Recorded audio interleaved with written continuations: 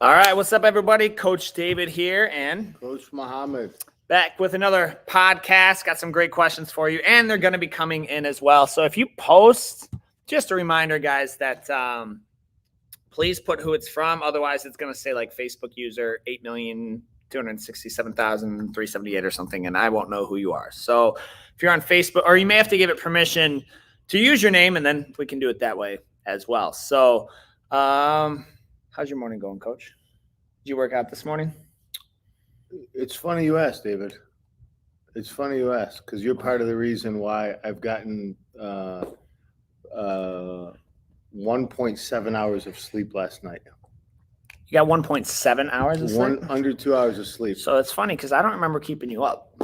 Well, so we did our training yesterday. Yeah. Okay. And after our training, I was just thinking about the position that we were working. Mm-hmm. And it kept me up for like probably till 2, 3 in the morning. And I was just thinking about these couple positions that you were escaping out of. And then I'm like, well, I don't do it that way. You know, what the hell was he doing? And after class, we broke it down, you know, I gave my theories on how you escape out of the back and you gave yours, but it was just so annoying how precise the escapes were. And it kept me awake till 3 o'clock in the morning. And by that time, I'm like, I can't sleep. So I just got up and started walking around and, you know, doing some work. I'm so grateful. So I just wanted to say thank you. You're welcome. You're welcome. I'm so grateful. I don't have a problem sleeping. Like I'll almost fall asleep mid-conversation with Amanda. Right around 11:30 hits, it doesn't matter what's happening. Like I'm practically falling asleep. No. I don't know something that could keep me awake like that. Cause I wake up, I take Skylar to school each morning. She's freaking up at like 6:45. And like, if any less than 6 hours of sleep for me, I might as well not wake up because like the productivity, the efficiency, it's not working for me. No, so. I get that. I'm a business owner, I'm a coach, and you got to be ready the next morning. But you know what, guys? When people talk about like Jiu Jitsu and how they can't stop thinking about it and all this stuff, I mean, it literally keeps you awake all night long thinking about it. Like it's like a whole project that you have due the next day and you can't sleep because, you know, it's just on your mind. So I get that. Yeah. I get that. I mean, thank you. So you're welcome. So we got some questions. Let's start with your list, and then as some come in, we'll do that. Good morning, Facebook user. Go ahead and put your name. Good morning, fellas. Go ahead and put your name so we know who you are. And let's start with your questions. What do you got? So let's start with hygiene. Hygiene. Okay. Jiu-Jitsu and hygiene. Okay. Yeah. So So you know, we have questions about, you know, cleanliness and hygiene. And obviously, if you never grappled before, you don't know what it feels like to have another human being. And then when they start sweating, or they're hairy and they're all over you, or literally like you're getting bear hugged by a bear, a gorilla, a giraffe. I mean, the hairs are different on your body, right. but you know, hygiene is like they go hand in hand, man. People don't want to roll with you when you're smelly or stinky. So yeah, absolutely. So that's the first topic, and is cleanliness in jiu-jitsu, and is it separate? Like it is do you have to be rolling around with people who smell their uniform smell, their gi smells, or you know, summertime they've been working all day long and, you know, they walk into the gym and start rolling? Is that the normalcy? You know, people want to know in jiu-jitsu, is that the normalcy? Not a metro. I mean, not a metro. I think I will say, I would say almost across the board, no. Like no one's going to let someone who, like I used to do construction, and I would come in and we would cut steel, and my forearms would smell like burnt steel, like just because like you'd shoot and the sparks would shoot back, and they always had like this distinct smell to it. Yeah. But then I'd show up, whether I was late to class or not, it didn't matter. Like you had to shower, you had to shower because like they're gonna be smelling that or whatever. And plus your sweat. So now it's like sweat, and all that. So like I Well, you think, had to shower because you wanted to shower, not well, because you had to shower. I mean, like there wasn't a rule saying, "Hey, bro, you got to shower." yeah, I feel like we'd have been called. I feel like, well, for myself, yeah, but I do feel like somebody would have said something. Like I do feel like somebody would have said something if you're just coming in smelling like steel and metal and whatnot. So that, I mean, and here we've got these are good for like if you want to clean up. Yeah. There you go. If you want to clean up like after, I would almost use these wipes. Yeah. These aren't a substitute for a shower though. Definitely not. Yeah, these are like, I would use these like Definitely not. I just kind of like want to feel less gross if I got a long drive home or something. These are good. These are good for that. Yeah. But that goes. You have to shower. Like you have to shower. And there was a point where I was joking with Amanda. I would shower 3 times a day because I would wake up and shower, and then I would go to class and shower after work before class. Yep. And then I would get home and I would shower again. Yep. And so that was 3 times a day, and that was just regular. Like that was just kind of part of the. Yeah, I mean that's good etiquette. You know, that's good. That's having good. Being courteous to your partner. Make sure you're clean before you go to class. So, Susanna. Okay. So the personal, like the professional athletes, even on the professional circuit, like where they're doing like who's number one in some of those venues, they bring multiple uniforms. Yeah, of course. You know what I mean? They bring multiple uniforms. You know, they clean the mats even before COVID. Now at those professional venues, they clean the mats in between matches. And oh, really? Yeah. How? Like with a how? Well, they got some like antimicrobial, mat cleaner. The athletes bring changes of clothes, and some of them even shower if they're sitting around for a little while. Yeah. That's jiu-jitsu tournaments are different.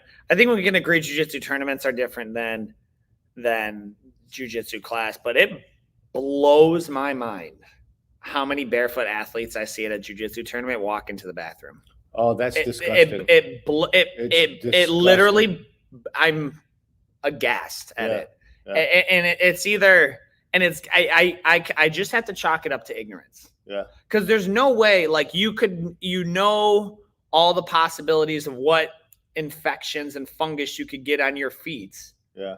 And do that. And now you're cross-contaminating that onto the mat. Dude, that's so gross. Like that's a big thing. So like that, and I like some of the tournaments. They even say they're like, if we see you walk into the bathroom barefoot, we will DQ you on the spot. You know, as it should be. If you want to talk about modeling and following the leaders in the sport, the guys at the highest level, they walk on the mat. They walk up to the mat with their shoes or slippers. Yeah. They take them off. They step on. As soon as they step off, their shoes come back on again. Yeah, I mean that's what we do. Like when I just coached Jimmy's fight. Like he did the same. Like we went up to it was on flow and we went out. I almost fell over. I swear to you, because I do like this little. I'll turn around to the mat and I'll kick the mat so that my slippers come off, and it kind of tripped a little bit. I swear to you, I almost fell like over on live flow grappling, but Amanda said it didn't come through. So Susanna, I think on this, Susanna, can we talk about plantar warts? And I'm going to guess this is the same user. Lieutenant Dan has 2 rules. Take care of your feet and don't do anything stupid like getting yourself killed. Oh, is that Forrest Gump? Oh yeah. What are plantar warts? So, precaution. Like, I think everybody should incorporate this into the gym because even your shoes sometimes are dirty if you're at home and you step outside and you get some junk on your feet. You get them in your shoes. You're kind of carrying that fungus and bacteria or whatever. Yeah. Like we have a step mat. We have a little box full of things that are going to kill anything that's on your feet. Yeah, it's a foot scrub. It's a foot scrub, but it's got stuff in there that kill anything and cleanse your feet. Yeah. So, Yeah, that's common with kids, and sometimes I heard that's contagious. But typically when you get something on your feet or your body, in the gym, like plantar warts, that's kids caught that somewhere else. Is it like is it like, is it just a wart on your feet? Yeah, Is that what that is? it's a wart that's Yeah, contagious. man. Yeah. Okay. Yeah. All the, yeah, foot. I mean, so we go, obviously we clean the mats, and that's why I ask how, right? Because how you clean the mats too are different. Like we have an actual machine. It's a scrub and vacuum. Yeah. So you're scrubbing the mats and then immediately vacuuming up, Yeah. like sucking up that dirty water, as opposed to like mop, mop now on the dirty mats. Yep. Then goes back into a bucket. Then goes back. So now you're spreading around whatever. The first part of the mat's probably clean-ish. The second part is you're spreading around the dirty water from the first part. Yeah. So you can't do that. Can't do that. Yeah. So you know what? So it's very clean if you're thinking about training. Yeah, it should be. I mean, every school should definitely take extra precaution and clean the mats after every single session. You gotta clean the mats, and some people use some like MMA gyms used. You could smell bleach. It's like they took hoses of bleach. Yeah. Whatever it is that needs to be done, you got to clean the mats after every session, because the most dangerous freaking bacteria come from sweat. Yeah. They, and I'll just leave this kind of here. Like I love it when we first opened back, like from lockdown, and everyone's like, "What are your cleaning protocols?" And I told them, I was like, "Well, we do A, B, C, D, and E, which we've been doing since we didn't really have to add anything. Yeah. Like we added like some ozone machines to make the, give kind of like, I like it because it like kind of that chlorine smell scrubs the air a little bit, but like our cleaning is like, and honestly, that's for us. Like, I feel like that we just do that for us. Like I like to walk into a place. I believe like a dirty environment, a cluttered environment represents a cluttered mind. And if it's dirty, I just can't perform in that environment, whether it's work, whether it's jujitsu, like I need it. So we do that for us, and our members receive the benefit on that. Would you agree? Yeah. I mean, it's personal. Some gyms are cleaner than others, but that is probably because we have kids. Yeah. I mean, our own kids, and we're always talking about cleanliness and staying clean, and we have a large kids program, but we're OCD when it comes to that. Like Absolutely. We have cleaning crews that come in multiple times. Sometimes they're doing 2 up to 3 shifts a day. Yep. So you got I want to come back to the competitors one after this one, but let's go. We're going to change gears a little bit. What trait or traits should every man have? In our opinion, I'll add that disclaimer, but being a man, I feel like I've got some say. So you're saying like human man, like male, female man, or person? No. So women are excluded from this. Women are excluded from this. I've got my opinion on traits that I believe women should have as well, but I'm not a woman. So I'm going to sort of stay in my lane here a little bit. And what are some traits that you believe every man should have? Okay. And is this related to whatever your personal opinion is on this? Okay. Gosh, man. You gotta be a worker. 100%. Number one, a man needs to work. 100%. Yeah, that's at the top of the list. A man needs to work. And because we're so fierce and we're so strong, I believe a man needs to fear God. Because man shouldn't fear man, but you shouldn't also not fear anybody. You have to fear man. You should not fear another man, but you definitely have to. I love that answer. Man. Fear God. I remember when we first got connected, as initially talking about partnerships, and I think I'll be honest, I was like, you're like, hey, what do you think about this? You know, what does your gym look like? What does my gym look like? Because we were kind of seeing what our two different ideas were.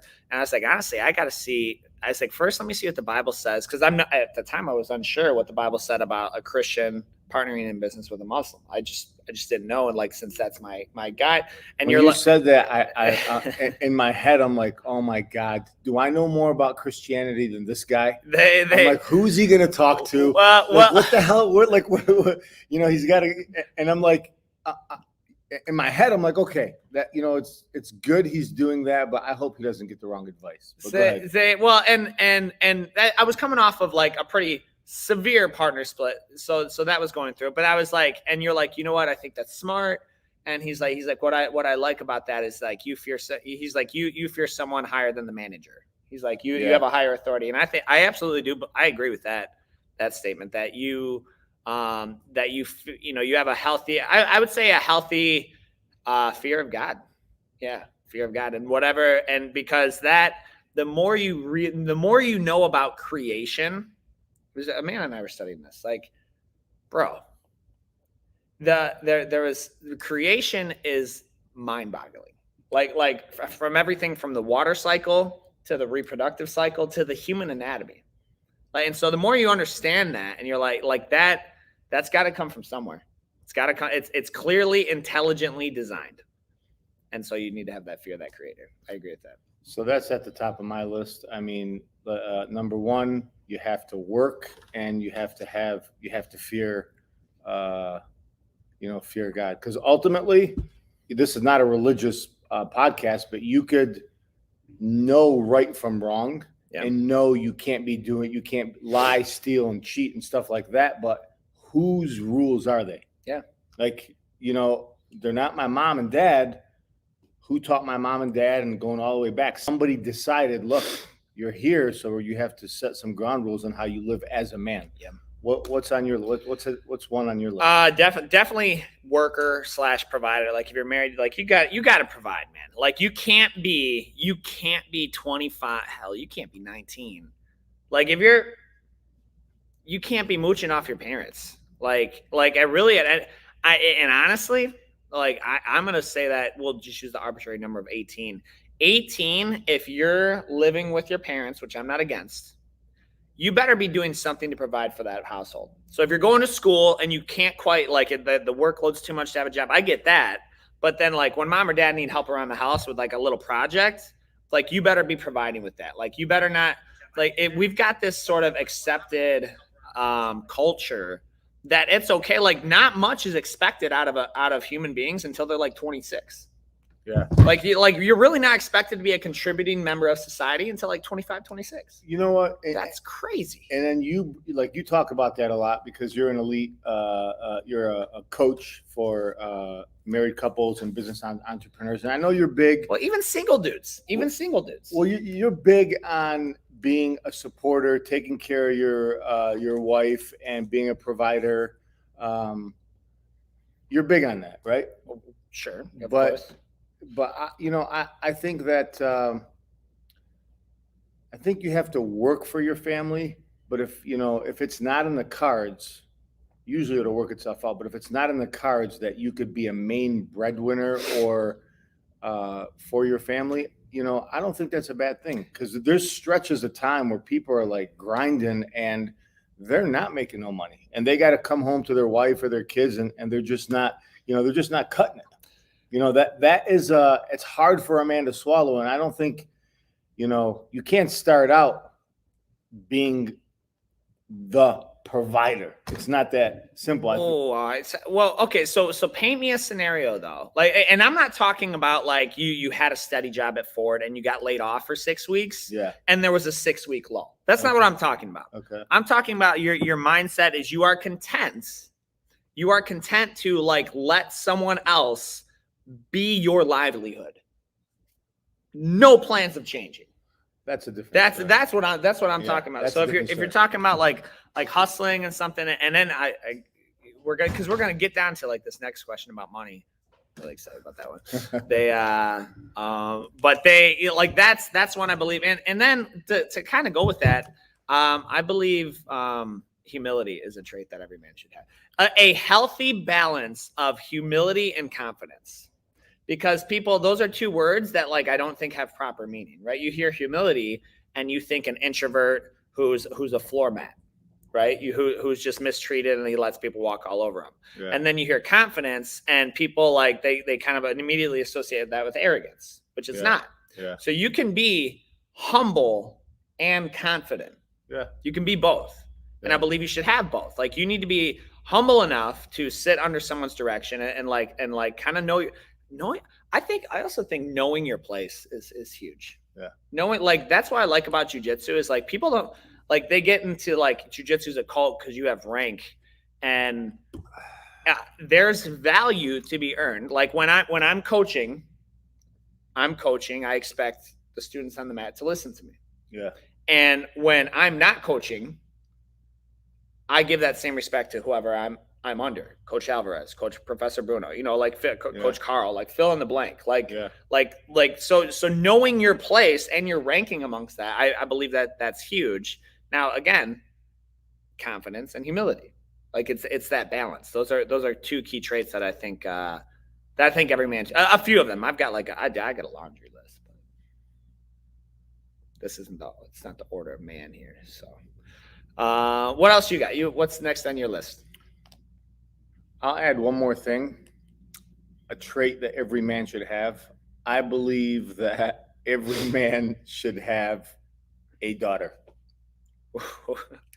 It would definitely put things in perspective. My God. I wish they could get, there's a song, I don't know if you've heard it. It's a 90s like rock song, and just go like it starts off like I'm hip to country now. Okay, well it says pretty much like it's this guy's writing a song. He's like, "Hey, mister, I really like your daughter." And he talks about, as a teen dating his daughter and hooking up with his daughter and all these things. And at the end of the song, he's like, "Man, I hope I never have a daughter." Because you think about it differently once you're the parent, right? That's the thing. You know what? Like you could be young and think you have respect for women, or you could have no respect for women when you're younger. But, until you have your own little girl, then you can appreciate treating a woman a certain way. Yeah, I would and I would like to think I had like a really good understanding of that, but it does change the game. Yeah. Like when you got, man, now you're thinking about everything. I think that's it. And honestly, like, man, the guys, there's something. I've got one boy, one daughter, and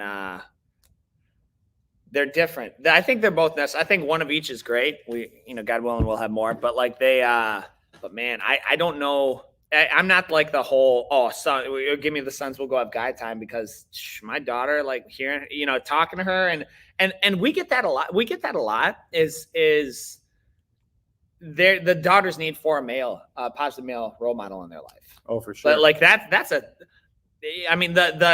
joke, the cliche about daddy issues is a real thing, because when there is no father, consistent father figure, positive male role model, like that will wreak havoc on a woman's future. Yeah. And if you guys didn't know, the number one biggest influencer in a female's life is going to be somebody of the opposite sex. It's going to be a dad, usually dad or grandpa. So men play a humongous role and that shapes a female. Forget which book it was, but like the father trains the daughter on how she should expect to be treated. That's right, 100%. Yeah. So yeah, that's. I don't know if that's a trait, but I think that helps a man become a man when you have a daughter and you can see like, okay, you want to talk about being a protector and taking care of somebody. You can't comprehend that when you're in your teens and like 20s. You just can't get it. Especially if you think you're God's gift to the world, you know what I mean? But when you have your own, oh man, that changes the game. So yeah, I agree. What's next? On my list, I've got, let's do yours. What do you got? So next? we had one about cocky competitors. So I'm checking for other questions. Keep going. So we had a question about cocky competitors, competition etiquette, and how we see that. What was the question specifically? Because I have a lot to say on this topic. Yeah. So the question specifically is, how do you feel about cocky competitors and competitors with attitudes? So,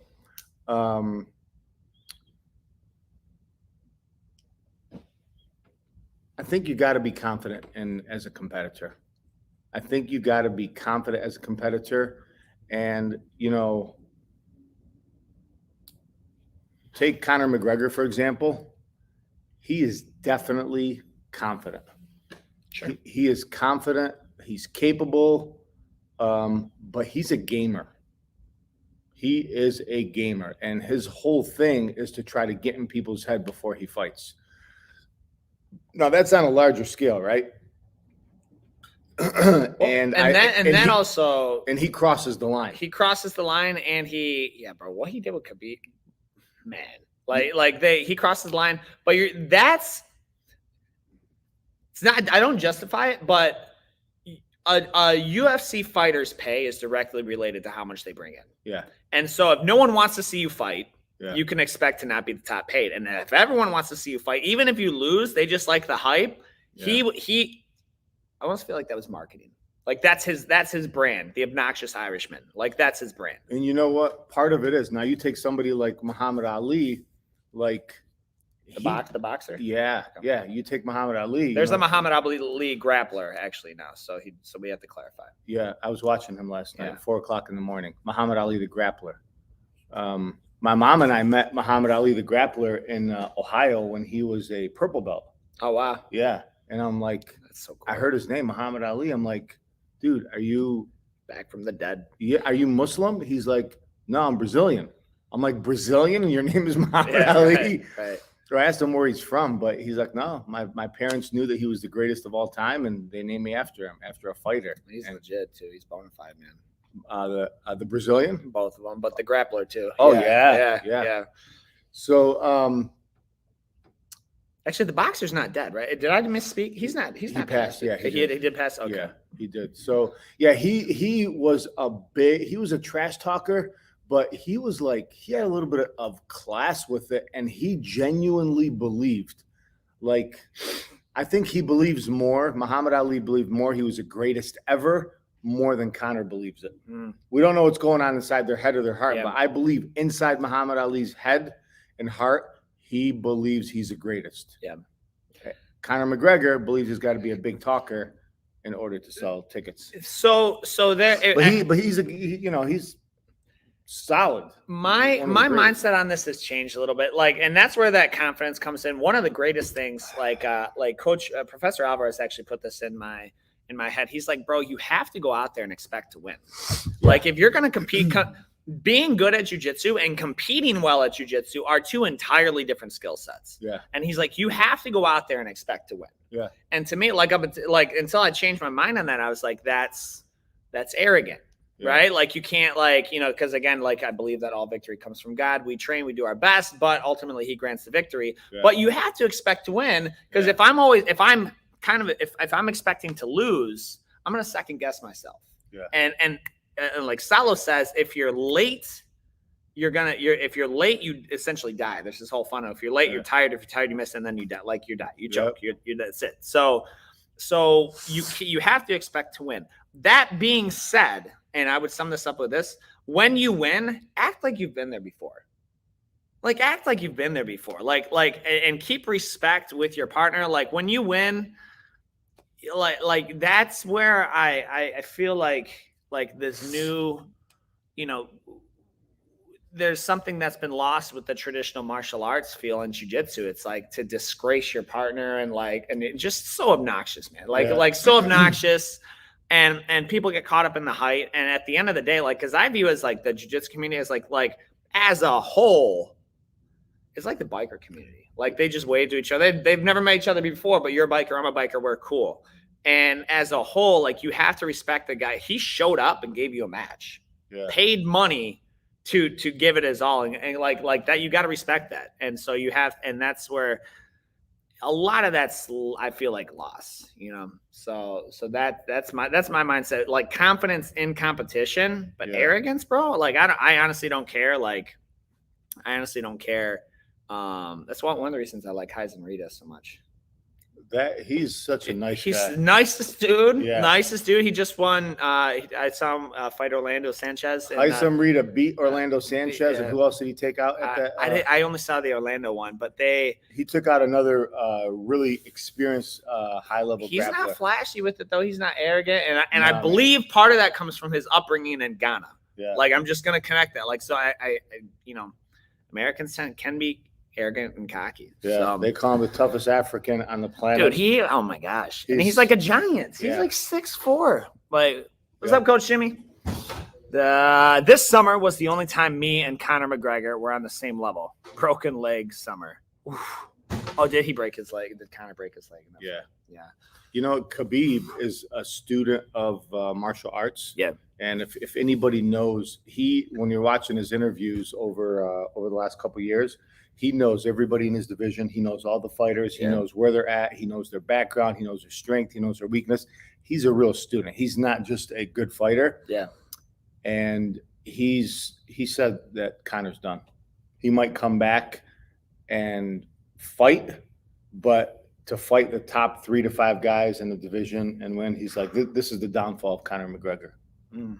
So that's sad as a fighter, but I feel like Conor could get a lot in the secondary market though. Like, he could just, he'll be fine. He'll be fine. But he predicts he's done. What do you guys think? I honestly, like, people don't realize this. I can count. I've never seen a main UFC event live. Ever. Speaking of that, ever, like, I've never seen it live. I've seen highlights. ADCC 2022 is next year. Mm-hmm. I think we should go. Where's it at? California. I don't think that's a good enough reason to go to California, bro. Like, those are the biggest, the best. I believe it. Like, the tournament's great, but you couldn't find the hungriest fighters in the world. You couldn't find a better state than California, bro. Scratch and crawl to get there for 2 years straight. Yeah, that's I want to go. That would be fun. Yeah, that would be fun. I want to go. I definitely want to go there. I was watching a documentary on Nicky Rodriguez. Yeah, and just his road up there, and a Division III wrestler with like a year and a half, 2 years of experience. Man, it's just great to see the hunger in fighters and athletes. Yeah, he's legit. And ADCC is definitely loaded with them. So, cocky competitors. And then this is a personal question. Let me ask you a question as a coach. Yes. Okay. So you got a cocky competitor. I don't have a cocky competitor. Okay. Competitor. Well, I won't support it. But hypothetically. Okay, hypothetically. Okay, you got a competitor, great teammate, great training partner, tough. But when he gets out there and he's promoting himself, he's like, I am the best. I am the absolute best. There is nobody that can beat me. He's backing it up and he's winning, and he's backing it up and he's winning. But as a teammate, as a member, you love the guy. He's like your brother, great student, great training partner. Are you okay with that? I would have so there's a biblical verse. It says pride comes before a fall. That's a proverb. That's like a promise. Mm-hmm. Like that's a promise from God. So case in point, look at Conor. If that's the fall, you know what I mean? So I would be leery with that. Like how you go with it, right? Again, if you kind of have to, because these fighters, you're dealing with these things, they have to kind of market themselves. They have to market themselves to get paid to make a living off it. So like the UFC is a little bit different, but a jiu-jitsu tournament, I would caution humility as a personal level. Now I can't control him. I'm not going to kick him out of the gym, but your fighter is going into a local jiu-jitsu tournament or a Naga, and he just starts putting out there, I'm the best blue belt in the world. I'm the best purple belt in the world. I will not be beat. I am the best. Yeah. I'm gonna have a conversation with him. Yeah, I'm gonna have a conversation with him because that's just it goes back to that humility. There's. But you're backing it up. Like, why should a coach care? Because you're representing. It's my name on your gi. If you want to wear someone else's name, that's fine. You do whatever you want. But like if you're on my team and because that behavior then represents me. It looks like I endorse it. And I'm not talking about be like, how you feel, man? I feel really good. Honestly, I feel unstoppable. That's not what we're talking about. Like, give me anybody, and I'll tear. Like, just get out of here, bro. Like, get out of here. Like with that mindset. And I think that comes, yeah, backing it up. Like eventually, bro, you're gonna have a fall. And indisputably, Gordon Ryan is the best grappler on the planet. No-gi grappler on the planet, indisputably. What's going on with his stomach? I don't know. How do we know that he's not going to get? How do we know what's not going to happen as a result of that? Like down there, you may not necessarily lose a grappling match, but like I'm a firm believer that pride comes before a fall, and that fall could be financial, that fall could be mental, that fall could be physical. In your health, that fall, like that's a promise. Like that's a promise. And so just kind of keeping that balance. Yeah. Well, I think you have to be confident. You have to be extra confident if you want to take yourself as an athlete to another level. 100%. You have to have a cockiness. You have to have a confidence that nothing or nobody can sway you or influence you to think any different. How it comes out is different in other people. I think how it manifests itself, like that's a good indicator of where you're at. Feeling invincible. Yeah. And disrespecting and degrading and talking trash about other jiu-jitsu practitioners. Yeah. Like that's ugly to the sport, man. Like that just brings out, like that brings ugly to the sport. I think that portion is that's an immature approach. It's either immature or it's a marketing approach to selling or building up your name and things like that. But I think that's an immature approach or just a young person's approach, or just selling tickets. Yeah. But I'm gonna have to tell you that we got some studs on this team. We do. I mean, some really, really tough people. Really do. You know what? If the guys are feeling like they just can't be beat, good. That good. feeling in a good place. Yeah. Because I felt that before. I've felt like in the zone before. Yeah. And that's good. That's where you want it, because that goes back to that like if you like that will affect your performance. Yeah. Like without question. Yeah. So that's you're talking about like competition mindset. Yeah. But in terms of like how it manifests itself outwardly and actions, and God forbid it goes on social, like that's just not something I want. Like that's not something tangible that they can then link back to my gym and my academy and our brand. Right. That's like no athlete is worth that. Like, because we work real hard to make our brand known and what we stand for. Right. And I'm not going to let anybody, like, I don't care if you are the next Nicky Rod or Gordon Ryan. Like it's not going to happen. Let me know if you have any questions in here. We got a personal question here. Says, what was a defining moment for you as a child and then as an adult? A defining moment as a child.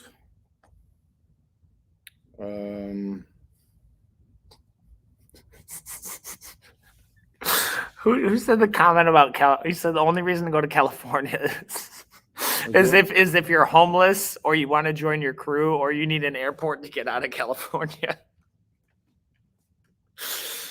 Who is that? Is that you, Chad? What was the defining moment for you as a child? Man, I had a ton of them, bro.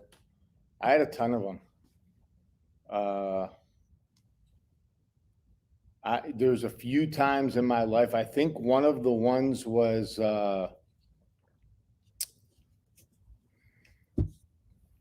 it wasn't one, but it was a period of a few years. Like the neighborhood that I grew up in, like when I was younger, I was right on the border of Southwest Detroit. At that time, I think we were in the top 10 murder capitals of the world. So we're young and we're growing up. And so gangs were like really, really prominent back then. Wow. Yeah. Southwest Detroit. Yeah. So you had Del Rey, you know. So you had Del Rey, you had some, you know, crazy ass white boys in there. You had Southwest Detroit, you had Hispanics, and then we're over there in Detroit. There's minorities there, and then, you know, Dearborn, where, you know, we're a minority there. So it was like we were surrounded with them, and it was a culture of being big, bad, and tough, and specifically the culture that I was raised in and around, that you were getting your ass kicked every single day. Like every single day you were getting, and it was bullying. It was pretty bad. So the defining moment in my life was probably 11 to 15, where I was getting my ass kicked every day. Man. So that definitely shaped me. Like, you know, I'm like, I got to do something about this, you know, watching the Karate Kid, you know, 10 times wasn't doing it. And that's what I thought. It wasn't working through osmosis, right? You couldn't like just learn it and then go back. Okay. I mean, I watched it again and again and again, and it's like, okay, I get it. Like, this is it. Like, it all, Metro Jiu-Jitsu started with the Karate Kid, by the way. That man, like, so I think it's funny that you just like verbalize, because I really do believe there are people out there who believe they can watch tutorials, yeah, and somehow just know how to do it. That's the equivalent of watching hours of how to swim without touching the water, bro, and thinking you could do that. I believe the whole Mr. Miyagi, Daniel-san, and Karate Kid, I believe, like, it helped him. I believe it can help me. So I'm like, okay, I got to find my Mr. Miyagi. Mr. Miyagi. Yeah. So I'd say that was for me. It was going through that period that that forced me to use my physical body and martial arts to find. I knew it was a solution to guiding my entire life at that point. And so how about you? As a kid, man, like I guess it would be like it's kind of one and the same. Like it was right around 16, 17. My parents were taking a break, and so I was under this real like taking a break. Yeah, okay. like they were living in separate homes, different cities, and they were taking a break, and so they up until that point, like raised in a Christian home. So I wouldn't say it was ultra, like it was kind of sheltered, but not super sheltered, but like very much like just really no opportunity for that. And so when they were taking a break, I was like, oh, let me go see. Again, Dad wasn't around, and my dad was like freaking like I use John Wayne a lot, like Iron Fist, like under control. I was like, well, let me go see. Like Dad's not around. Let me go kind of check out. I went to start going to public high school. And so that was like sort of the thing of like, let me see what all the other kids are getting into. Like, let me check that out. And so I was looking for ways to get in trouble, found them. And then ultimately they got back together. And then it was like, just like this. So I've been both extremes, right? So like when I talk about my faith in Christianity, it's not like from an ignorant standpoint of what the world has to offer.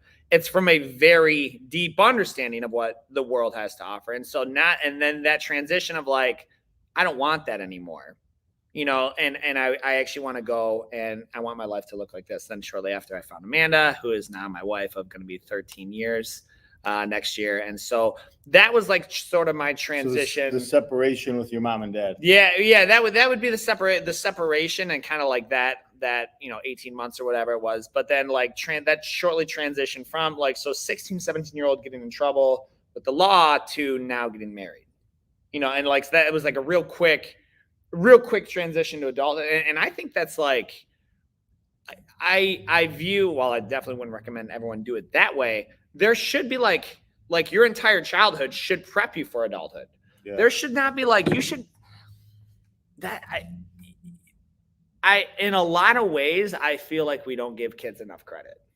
Like the one side of my brain is like, boy, these kids don't know anything. You know, 16, 17, 18-year-olds don't know anything. But on the other hand, it's like they do, they're just not given the opportunity. Like the things I was able to do, like I was running a business at 19 years old. And I firmly believe like everybody could. Like if they're primed for that and they're set up for that and they're trained for that and they're taught that like as childhood. So that is a defining moment, is like, but there again, it goes back to that not much is expected out of them. Yeah. Not much is expected. And even if, you know, like so that was kind of a defining moment from really just like it helped me shape who I wanted to be. Like, so who I wanted to be, so that I know, like, going back to traits of man, like, I feel like every man should have a code of who you want to be and what you stand for. And if you don't, then what are you standing on, man? So that was when you were a teenager. To follow up on your question, Late what teen. was the next one 5 to 10 years later? As an adult, it would be the there was a couple of them. There was so I went from owning my own business, got a partnership, split that partnership, ended up working construction just to make ends meet. I didn't really like the work at all, but it paid the bills. And then the defining moment, a really large one, would be when you and I partnered up. And I believe, I didn't know, I saw value in the partner really just to kind of help carry a load. I did not anticipate and could not have anticipated the value of partnering with somebody with the business experience that you have. And so that, a lot of people, they're like, oh, I don't need a partner. I don't need this. I don't need that. And do you need one? No, lots of people run gyms without a partner. I believe, man, I believe partners are a great way. Like, good partnerships are a great way to run things. In your marriage, it's just a partnership. That's all it is. In a business, like having a sounding board to tie, hey, big, I got this idea. Let me know what you think about it. And you're going to be like, Fox, that's a dumb idea. Like somebody to kind of keep you in check with that, and then going the other way too. Right. And so the value, and I believe, I follow Gary Vaynerchuk. He believes in the value of kind of doing internships with successful businessmen like that so much. Not only should you, like, right now, I think internships are unpaid. He said, I believe it will be commonplace in the future to pay for that internship. So you pay to be around that. And that was a pretty large defining moment. Okay, so I have my opinion on this one, but I'd say in 5 years, we'll probably have another 20. We could have another 10 to 20 jiu-jitsu schools opening up in just Michigan. Forget about all over the United States. I think in Dallas, Fort Worth, what did Alvarez say? There's like 100. Bro, there's like 100. It's like PKSA to karate down there. They're everywhere. Yeah. Literally everywhere. And he's not talking about the quality. He's talking about there's just so many freaking jiu-jitsu schools in Detroit, Dallas area. Like he said, over 100. It's like karate in the 80s. Yeah, it's everywhere. Yeah. So obviously, there's benefits to opening up a partner. So for the younger guys that are coming up that want to do it and looking for a partner, what should each be looking for? Common worldview. Common worldview. So they shouldn't. So jiu-jitsu shouldn't be a. Jiu-jitsu has very little to do with the equation. Common worldview. Yeah. Because and that's the single biggest one, and that was like kind of my thing with I was surprised that we talk about this all the time. Like the overlap between Christianity and Islam is like this.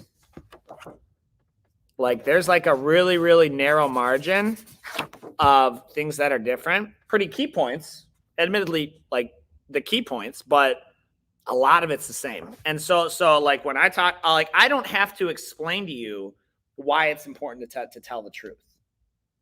You already know that you have that in your worldview. I don't have to explain to you why it's important to have integrity in business dealings.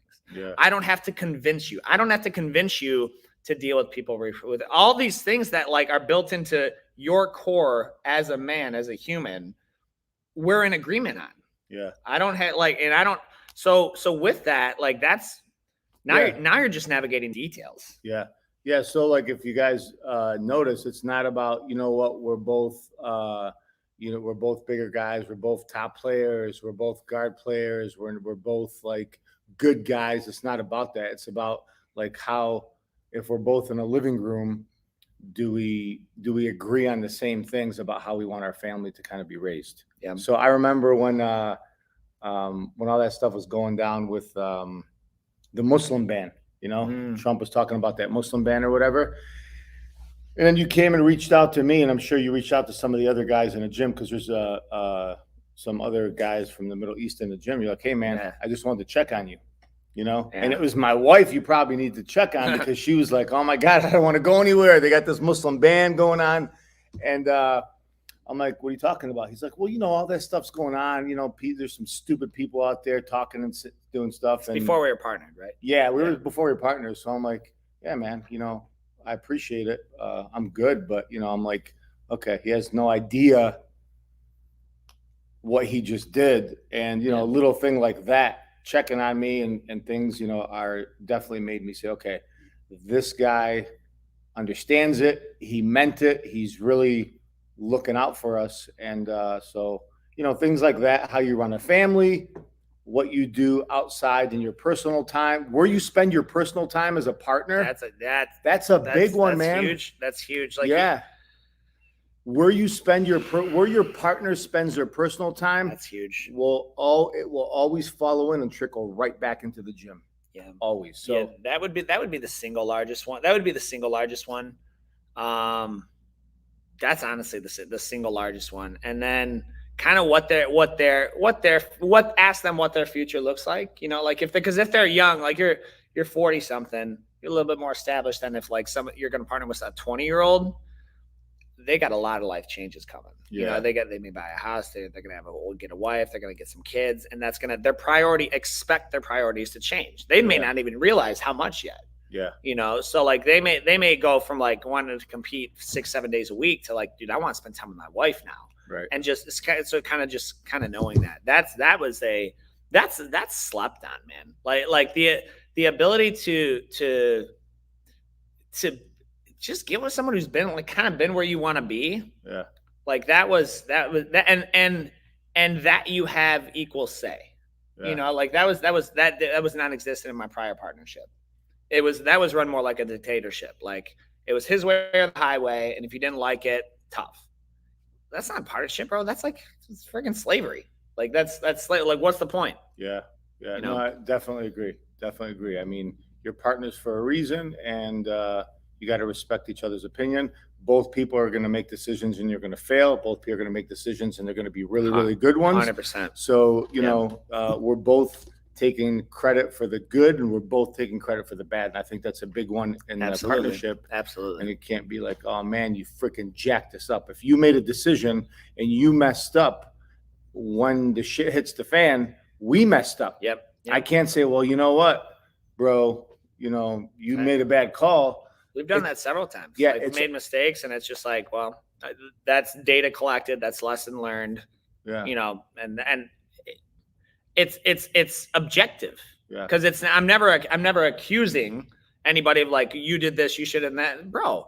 Like if you're expecting a partnership where no one makes a mistake, don't do it. Like period, because people are gonna make mistakes. Like if you're not making mistakes, you're not taking risks, and if you're not taking risks, then you're not growing. Period.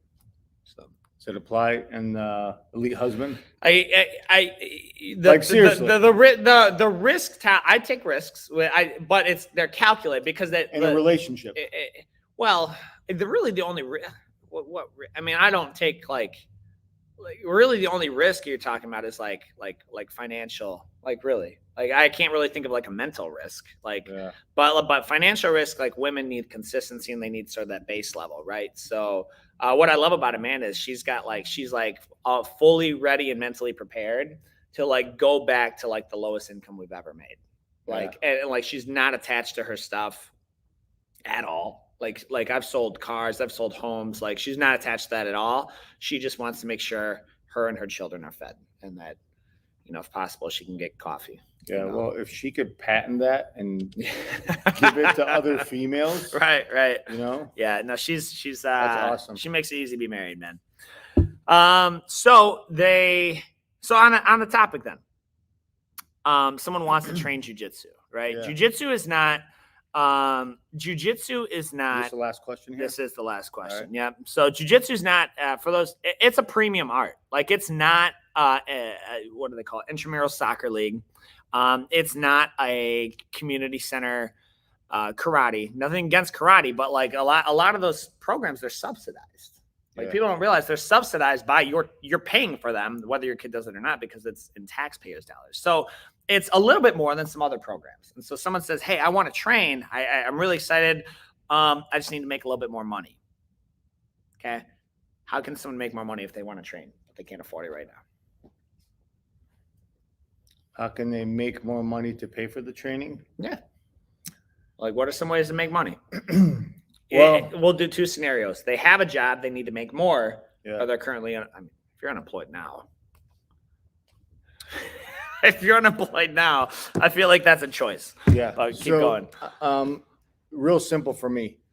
If you want to train jiu-jitsu, I know like most of the people who come in and start have researched and looked at jiu-jitsu for like months and a lot of them for years. Like for minimum 1 year. Yeah, I would say. I mean, with our data, so it's not like you wake up and be like, oh, I'm going to go try jiu-jitsu. Like jiu-jitsu is everywhere.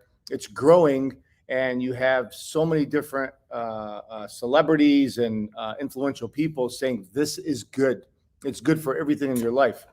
So there's not one school, probably not one school, not one instructor I've ever met that if you approach them, you don't have the money. You don't have any money, but you want to come in and you want to train and drama free. You basically shut your mouth and you train and you contribute to the team. You give your body to the team. You give good energy to the team. I don't think there's one person in this country or the world that would say, nah, man, you can't. If you just don't have it, you don't have it. But if you explain that to somebody and you don't have it, Roger Gracie, one of the greatest grapplers of all time, that's how he started. He didn't have any money and he couldn't train at the time. And his instructor said, just, you know what, just come in and just start training. And if you guys don't know Roger Gracie, look him up online, look up a couple of interviews. He is like, you want to talk about a humble, mild-mannered guy.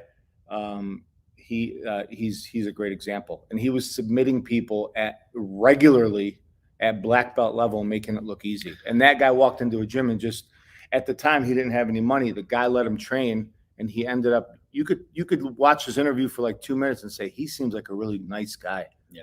But but so I don't think you need money. You just need to say, I decide I'm going to do it. Sometimes I'll talk to people when they're getting on the team and they're on the fence, right? And I was like, so is it the price or is it the cost? I'm like, well, what are you talking about? Is it dollars or is it the cost? There's a cost to train. There's a cost to your body. There's a cost to your schedule. There's a cost to your relationships. There's a cost to it. There's a cost to train jiu-jitsu. And so that would be one thing. And then they start to think about it because it's not something you can do casually. Like if you think I'm going to train jiu-jitsu 1 day a week, I just don't. You're better off training. Like if you can't make it to jiu-jitsu 2 days a week, because if you train 1 day a week, you're going to unlearn everything you learned in 6 days. Everyone is going to smoke you. People are going to surpass you. It's still probably it could happen regardless anyway, but you're not going to get out of it what you think. The benefits out of it, it's like, I'm going to eat clean 1 day a week. Yeah. If you're a nurse or you work in a construction field and you want to be a good nurse or a good a trade worker, but you only go to work, not only just 2 days a week, but an hour and a half, 2 days a week, like you got to think about the learning time. Yeah. Why do you think they call us professors? Yeah. Because we put in thousands of hours on the mat. Lots of time, guys. And so what I would say is twofold, right? If you're employed, if you have a job right now, I did this with my old boss. Like I said, hey, here's what I want to make. Okay. If you want to make, let's just call it $30 an hour. Go up to your boss and say, how can I make your money? I want to make your money or your company $100 an hour. And I would like to get compensated $30. How can I do that? And so now you have that conversation, because now it's not, I want to make 30 because I want to train jiu-jitsu or whatever, which, but I want to make 30 because this is the number. How do I provide? This is what business owners do. If we want to charge $1, we need to make sure you're getting $3 or $4 worth of value. This is the exact same equation. It's just simple economics. It's just your individual one. So go up to your boss and say, hey, I want to make 50 grand a year. How do I make you $250,000? People, they don't get that. They don't get that relationship. And they say, oh, well, the company's making way more. The company has more bills than you could probably ever imagine. So if you want to take the risk and you want to be a business owner in 2020, I'm going to say no. I'm going to probably say that you didn't want to be. So that's one way you could do it. Another way you could do it, man, I really, really, I love this one. If Amanda would go with me, I promise you, I would still do this, is garage sailing. Garage sailing and thrift shopping and reselling that could make you enough to buy 4 jiu-jitsu memberships every month with not much effort. So you go to a garage sale, you go to a thrift store, you go to something like that, and you buy it there. You buy something. I did this. I was making like $1,000 or $1,500 a month as a side hustle. So took like 5-10 hours a week or something. But so now you buy something there and you resell it on Marketplace, you resell it on eBay, you resell it on Amazon seller account. Whatever you're gonna do. Books are a big thing. You buy them for you go to a library book sale. Groseal had the nicest one. You buy them for $25, and that book could sell anywhere for $20 to $90. Wow. On Amazon. So that's a really simple. That's another one is retail arbitrage. I did this as well. You can buy. This is crazy. You can buy something from TJ Maxx on sale for $7, brand new in the box, and sell it on Amazon for $30 and make a profit. And you can do it as such to where if that item doesn't sell on Amazon, you can return it to TJ Maxx.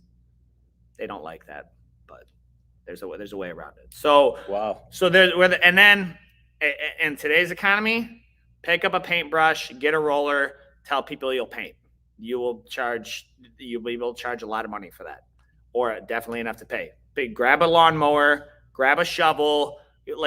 I will pay somebody. Imagine if a 20-year-old, anyone came up to your place and be like, hey, I'm trying to make some extra money. Can I cut your grass? Can I shovel your driveway? I'm looking for those kids to do that. I want to make that money. So there's those opportunities are out there if you're looking for them. Before we close on that subject, I was in the lawn care business. I remember. Yeah. I remember you telling me. Yep. I was in a lawn care business, right? And so I ended up getting out because it was too physical of a job, believe it or not. I couldn't see myself doing that physical work, not for fun every day. That was work. Jiu-jitsu is physical, but it's fun. But there was this one, we were doing yard cleanups, right? And there's this one lady that I knocked on her door, asked her if she needed the yard done. And you were doing door to door that way, huh? Like door to door. Yeah. Well, if I was cutting somebody's lawn and I'm like, oh, that lawn looks like junk, let me ask her if she wants a cleanup. So I knocked on this one door. I love that. And the backyard was, I don't know, maybe 500 to 1,000 square feet. But there was dog manure all over the yard, and it wasn't from one season. Jeez. Yeah, it wasn't from one season. It was from multiple years, and it was disgusting. So she's like, well, if you want to do a cleanup, take a look at the yard, give me a price. So I looked at it. I'm like, oh, this is gross. But I had no problem doing it.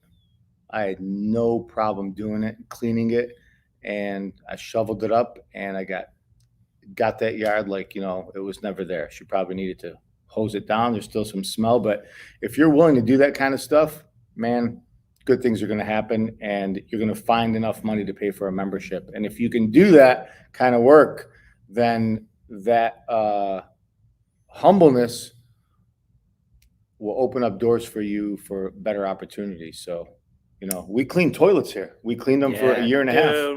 I'm literally back doing construction. It pays off. You can't. I would never ask someone on my team to do something that I haven't done or wouldn't be willing to do. That goes back to that mindset. So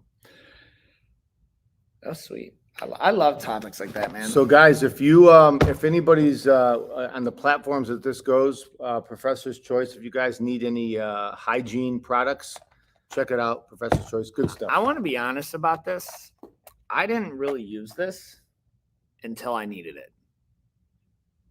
Until after I got a skin infection, and I was like I need to start using that stuff. So it's one of those things like you don't start eating right, you don't start working until it's time.